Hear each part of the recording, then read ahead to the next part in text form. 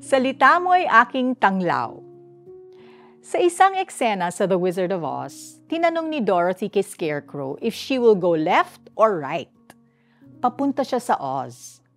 Pa-left ang tamang daan. Tuwing tatanungin ni Dorothy si Scarecrow kung left nga, ang sinasagot ni Scarecrow ay right. Kasi tama si Dorothy. Paulit-ulit ang tanong ni Dorothy dahil nakakaduda ang sagot ni Scarecrow. Correct na lang sana ang sinabi niya. Madalas may mga salitang nagdadala ng kalituhan. Imbis na lumiwanag ang iyong isipan, lalo ka pang napapahamak. Kagaya na lang ng pangako ng isang drug pusher na si Jack.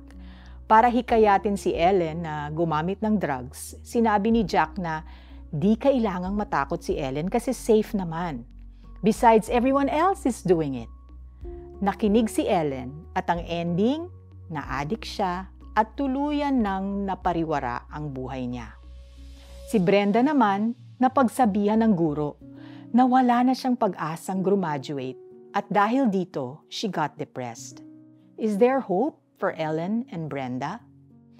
Kailangan nila ng tanglaw, ilaw na dadaig sa kanilang kadiliman, ilaw na gagabay sa kanila sa tamang daan.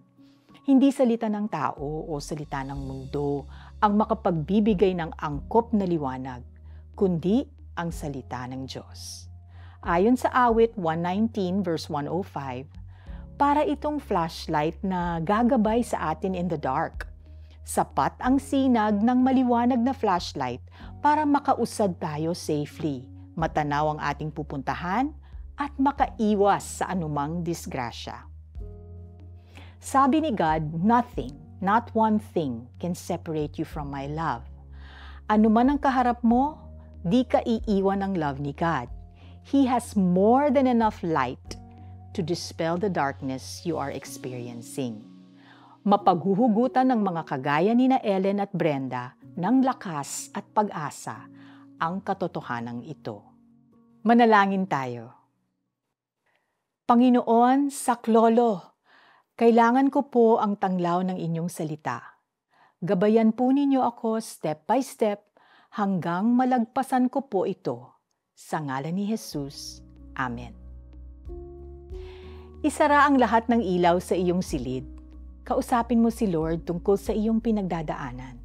Pray for His guidance, switch on a flashlight o kahit ilaw ng cellphone, and read God's promise in Proverbs 3, 5, and 6 from your Bible.